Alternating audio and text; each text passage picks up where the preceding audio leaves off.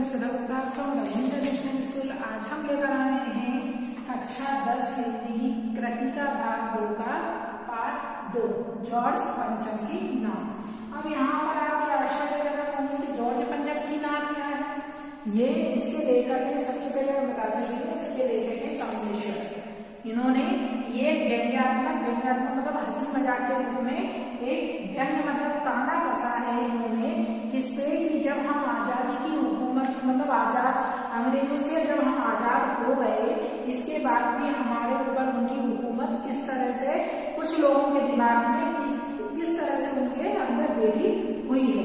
तो यहाँ पर जॉर्ज पंचम की नाक से संबंध है हमारा कि यहाँ पर एक बार क्या हुआ, हमारी जो दिल्ली है, दिल्ली मतलब एक बार वहाँ की इंग्लैंड की रानी एलिजाबेथ होती है, उनके पति के साथ हमारे जो हिंदुस्तान का भ्रमण करने के लिए आ रही थी। अब हिंदुस्तान का भ्रमण करने के लिए वो कौन सी जगह आ रही थी, वो आ रही थी दिल्ली जो हमारी राजधानी है वहां पर वह आ रही थी। अब जब वह वहां आ रही थी तो वहां के अधिकारी वगैरह सब ऐसे हिल गए कि अरे भाई इतनी बड़ी इंग्लैंड की महारानी हमारे यहाँ पर क्या करने के लिए आ रही है, भ्रमण करने के। तो इस तरह से पूरे उसमें पेपरों में निकलवा दिया गया, पेपर में छाप दिया गया कि भाई इंग्लैंड की महारानी आ गई। घर में सब अपने हिसाब से सब अपने घरों में भी तैयारियां करने लगे, नगर में भी खूब साफ सफाई होने लगी, सारी चीजें इस तरह होने।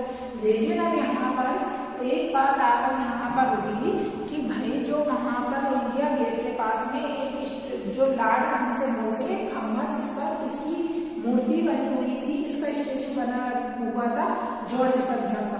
अब जब जॉर्ज पंचम का स्टेचू वहां पर बना हुआ था, लेकिन वहां पर क्या नहीं थी, उसके चेहरे पर क्या नहीं थी, उनके चेहरे पे नाक नहीं थी। और अब वो नाक नहीं थी तो इसके लिए अधिकारी बड़े हैरान हुए। पूरे जितने भी अधिकारी थे, सभापति वगैरह सब डेली मीटिंग हो रही थी कि भाई सारी चीजें तो बढ़िया है। पेपर में ये बात उस समय की जब इंग्लैंड की रानी एलिजाबेथ द्वितीय मैं अपने पति के साथ हिंदुस्तान पर आने वाली थी। कहाँ पर पर आने वाली थी, वो हिंदुस्तान पर आने वाली थी। तो अखबारों में भी उनकी चर्चा हो रही थी, डेली अखबारों में कुछ ना कुछ सुर्खियां आ रही थी। रॉयल लंदन के अखबारों से भी बड़ी खबरें आ रही थी कि शाही दौरे के लिए कैसी तैयारियां हो रही है। पहले तो क्या होता था, जब राजा महाराजा आते थे पहले तो जो ढोल ताशे वगैरह सारी चीजें बजती थी। लेकिन अब जब कोई आता है तो वहाँ फोटोग्राफर की लाइन लग जाती है। तो दूर से फोटोग्राफर आ रहे थे उसकी शूटिंग करने के लिए, वो भी तैयार है। इस तरह से उनकी खोज तैयार हो रही थी। और उनके हिंदुस्तान, पाकिस्तान, नेपाल के दौरे पर आने कब क्या पहनेंगी, और ये सारी चीजें उसके अंदर पत्रों में अखबारों में इनमें छप गई।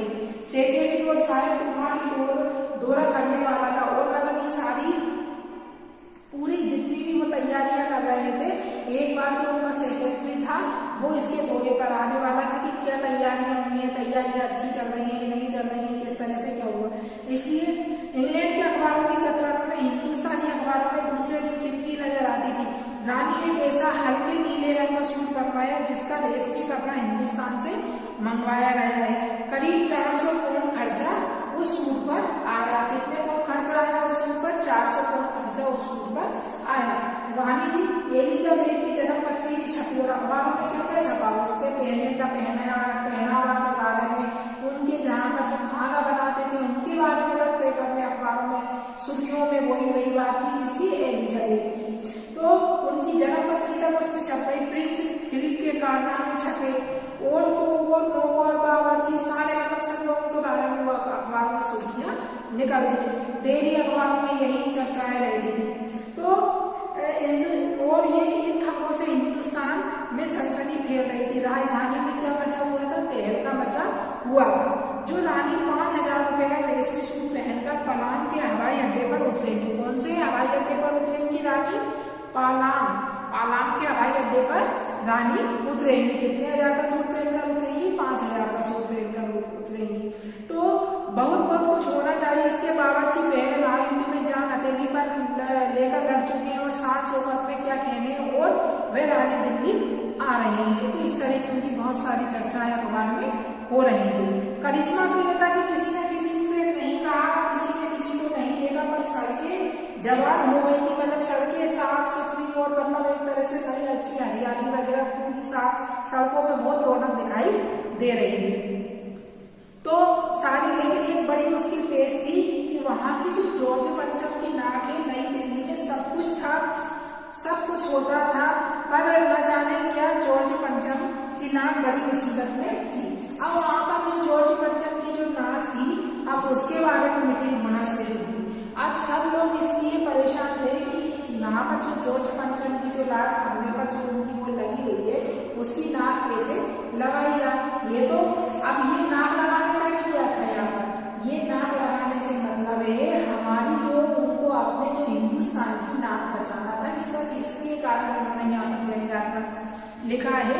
नाक लगाने का मतलब यहाँ पर ये दर्शाया गया है कि वो अपने हिंदुस्तान की जो वहाँ के जो सभापति वगैरह थे, वहाँ की जो जनता थी, वह अपने हिंदुस्तान की नाक नहीं कटवाना चाहती थी। इस कारण उन्होंने जॉर्ज पंचम के मूर्ति पर जो नाक नहीं थी उसको ढूंढने के लिए उन्होंने पहाड़ से बहुत कारीगर मंगाए, उन्होंने बहुत उपाय सोचा। लेकिन इसके बाद एक मिस्त्री उनको मिला और वो मिस्त्री उनके पास आया।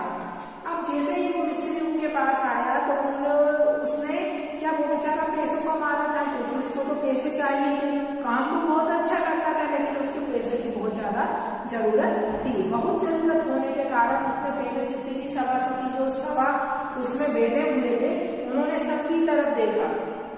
सबकी तरफ देखने के बाद उन्होंने अपनी वो समझ गए कि ये बहुत ज्यादा परेशान है, इसलिए उन्होंने ये कहा कि मैं नाक तो लगा सकता हूँ, लेकिन मुझे जॉर्ज पंचम की जो मूर्ति है उसका पत्थर कहाँ से मंगवाया गया, अगर आप लोग मुझे ये वाली बात बता दें तो मैं हुबहू उनकी नाक उसकी तरह लगा दूंगा। तो सभी ने फिर वो जो फाइलें रखी हुई थी उन्होंने फोन लगाए कर्मचारियों को, अधिकारियों को, सबको, तो लेकिन बाकी वो वहां पर भी हताश हो चुके थे, क्योंकि जो फाइलें थी वो तो जाने करती थी और उनमें से ये सारे चैप्टर गायब हो चुके थे, मतलब उसमें कोई नामो निशान नहीं मिला। तो फिर मिस्त्री ने बोला कि आप घबराइए मत, ऐसी कोई बात नहीं है कि मैं वो पत्थर को ढूंढ के नहीं ला सकता, मैं भ्रमण करने जाऊंगा चारों तरफ और उस तरह का पत्थर ढूंढकर और उनकी नाक लगा दूंगा। लेकिन जब मिस्त्री ने चारों तरफ भ्रमण करा, लेकिन उन्हें उस तरह का पत्थर कहीं पर भी नहीं मिला। वो कहीं पर भी पत्थर न मिलने के कारण वो वापस लौट आया। उन्होंने कहा कि मुझे उसमें का पत्थर तो नहीं मिला। तो उन्होंने कहा फिर क्या, तो उन्होंने ये कहा कि मैं आपका यह हल ढूंढ सकता हूँ, लेकिन आप अगर ये बात किसी से ना कहें तो। उन्होंने ये कहा मैं इसका हल बता सकता हूँ, अगर आप यह बात अखबारों में नहीं आना चाहिए, मैं आपको इसका एक हल बता दूंगा। तो मिस्त्री से पूछा ठीक है, सबने हाँ कर लिया, ठीक है। उन्होंने सारे जो अपना सभा परिषद रहता है, जहाँ पर सभा होती है, उसके सारे दरवाजे बंद कर दिए और उसमें जो सदस्य थे उनके बीच में ही ये वाली बात होने लगी। तो मिस्त्री ने उपाय बताया कि आप ऐसा करिए कि हमारे देश में भी बहुत सारे स्टैचू लगे हैं, हमारे देश में भी बहुत से लोगों की, नेताओं की मूर्तियां लगी हुई हैं, क्यों ना हम उनमें से किसी की भी, जिसकी भी नाक मैच हो जाए, जिसकी भी नाक मिल जाए, तो वे वो नाक धीरे से वहां से निकाल कर लाकर और अभी इनकी नाकों में, इनकी उसमें फिट कर दूंगा इनकी मूर्ति में, ऐसा हो सकता है। तो सभी ने विचार किया, तो उन्होंने कहा ठीक है, सबने उनको उनको परमिशन दे दी, मतलब उसको बोल दिया कि ठीक है। तो फिर वो सब जगह गया, लेकिन उन्हें कहीं पर भी वो गए, वो दिल्ली से मुंबई पहुंचा, दादा भाई नौरोजी, गोखले, तिलक, शिवाजी, कपसाकी, जहांगीर सबकी नाकें उसने टटोली, नापी और गुजरात की ओर भागा, लेकिन वहां पर भी उनको कोई इस तरह की नाक नहीं मिली जो जॉर्ज पंचम की मूर्ति में फिट हो सके। विट्ठल भाई वहां गए, मूर्तियों को पकड़ बंगाल की ओर चला। तो वहां किस की मिली, गुरुदेव, रविन्द्रनाथ, सुभाष चंद्र बोस, राजा राम राय आदि को भी देखा। नाक जो कि वो बिहार की तरफ चला, फिर बिहार की तरफ होता हुआ तो उत्तर प्रदेश की ओर आया। चंद्रशेखर आजाद, बिस्मिल्लाह, मोतीलाल नेहरू, मदन मोहन मालवीय की लाठों का पास गया, लाठों मतलब खंभों के पास गया, लेकिन उसे इस तरह की कोई भी मूर्ति नहीं मिली जिसकी नाक जॉर्ज पंचम की मूर्ति में फिट हो सके। तो इस तरह वो वापस आ गया और वापस आने के बाद वो हताश हो गया और झुंझलाने लगे, मूर्ति मूर्तिकार ने ठठास लगा तो फिर वापस उसने उन लोगों से आकर कहा कि मुझे इस तरह की कोई भी मूर्ति नहीं मिली जिसकी नाम जॉर्ज पंचम की मूर्ति पर फिर हो सके, मतलब सही बैठ सके। इसलिए मैं वापस आ गया, लेकिन फिर वापस सब लोग हताश हो गए, अब क्या करेंगे। तो फिर उसने मूर्तिकार ने फिर वापस उनको एक सलाह दी, सुनाए बिहार के सेक्रेटरी के सामने वायलिस में सही होने वाले बच्चों की मूर्तियां स्थापित है, शायद बच्चों की नाक ही फिर बैठ जाए। तो इस तरह सोचकर वे भी पहुंचा, वो बच्चों की नाकी भी इससे कहीं बड़ी बैठती है। अब बताइए मैं क्या करूं, मतलब उसने सारे पूरे सब जगह ढूंढा, लेकिन उनको कहीं पर भी वो मूर्ति नहीं मिली, ना उस तरह का पत्थर मिला। तो वो यह सुनकर हताश हो गए सारे सभापति वगैरह की। अब क्या राजधानी में सब तैयारियां थी, मतलब सारी तैयारियां जोर शोर से चल रही थी, बस एक जो जॉर्ज पंचम की मूर्ति थी उस पर ही क्या नहीं थी, ना नहीं थी। तो जॉर्ज पंचम की लाट मतलब होता खम्भे को मरमर कर लहराया गया और रोगन लगाया गया, सब कुछ हो सका, सिर्फ नाक ही नहीं थी। और बात फिर हुकामों तक पहुंची, हुक्मों जो बड़े बड़े हुकामों थे, मतलब बड़े बड़े अधिकारी थे, उन तक पहुंची और खलबली सी मच गई। जॉर्ज पंचम के नाक पर न लगाई पाई तो रानी का स्वागत करने का मतलब क्या, मतलब अगर हमने इनकी नाक ही नहीं लगा पाए तो जो रानी आ रही है उनका स्वागत करें, मतलब इसमें तो हमारी क्या रह गई। इसका मतलब है कि अपनी नाक कैसे बचाएं, अपनी नाक तो भी कटी जाएगी रानी के सामने कि भाई इन्होंने जब इतना जॉर्ज पंचम की नाक नहीं लगा पाए तो उनकी क्या हैसियत है हमारे सामने। तो इस तरह सारे अधिकारी परेशान थे। तो लेकिन मूर्तिकार पैसे से लाचार था, यानी हार मानने वाला कलाकार नहीं था। वो क्या था, जो मूर्तिकार था, जो मिस्त्री को जो बनाने वाला था मूर्तिकार, वो पैसों से लाचार था, लेकिन वो हार नहीं मानी। एक हैरतअंगेज ख्याल आया, मतलब एक आश्चर्य करने वाला एक ख्याल उसके मन में आया।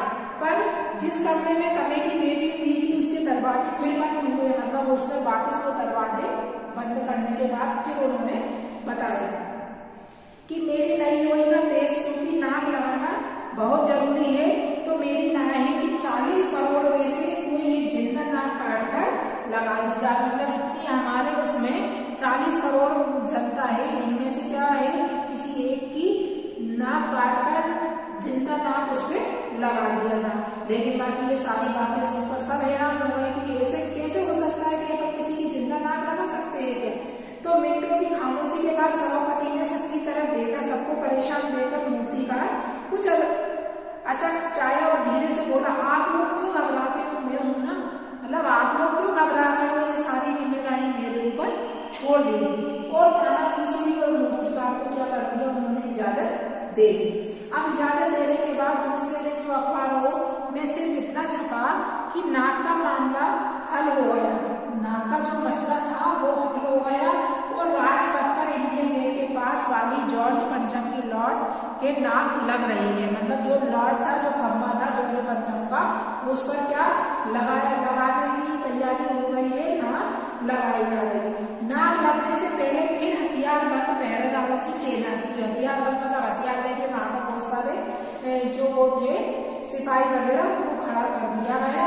मूर्ति के आसपास का तालाब सुखाकर साफ किया गया, उसकी रवाब निकाली गई, रवाब मतलब उसमें काई में जो छा जाती है उसको निकाली गई और ताजा पानी डाला गया, ताकि जो जितना नाक लगाई जाने वाली थी वह सूखने न पाए। इस बात की खबर जनता को नहीं थी और सब तैयारियां भीतर ही भीतर चल रही थी। रानी के आने का दिन नजदीक आता जा रहा था। मूर्तिकार खुद अपने बताए हाल से परेशान था, क्योंकि जिंदा नाक को कहाँ से लाए, जिंदा नाक लाने के लिए उसने कमेटी वालों से कुछ और मदद मांगी, वह उसे दे दी। लेकिन इस हिदायत के साथ ही एक खास दिन हर हालत में नाक लग जानी चाहिए और वह दिन आया, जॉर्ज पंचम के नाक लग गई। सब अखबारों में बस यही पता नहीं था नाक कैसे लगी, कहाँ से लगी, बस। लेकिन अखबारों में ये सुर्खियां थी उस दिन के जो अखबार थे उसमें ना तो एलिजाबेथ के बारे में कुछ था, ना किसी के बारे में कोई भी बात नहीं थी। सिर्फ उसमें एक बात छपी थी, जॉर्ज पंचम की नाक जिंदा नाक लगाई गई। इसके बारे में उसमें कुछ भी कोई हेडलाइन, कोई किसी भी तरह की कोई बात नहीं थी। सब अखबार खाली थे, पता नहीं ऐसा क्यों हुआ। नाक तो सिर्फ एक चाहिए थी, वह भी खुद के लिए, मतलब नाक तो एक चाहिए थी, वह भी किसके लिए चाहिए थी, खुद के लिए।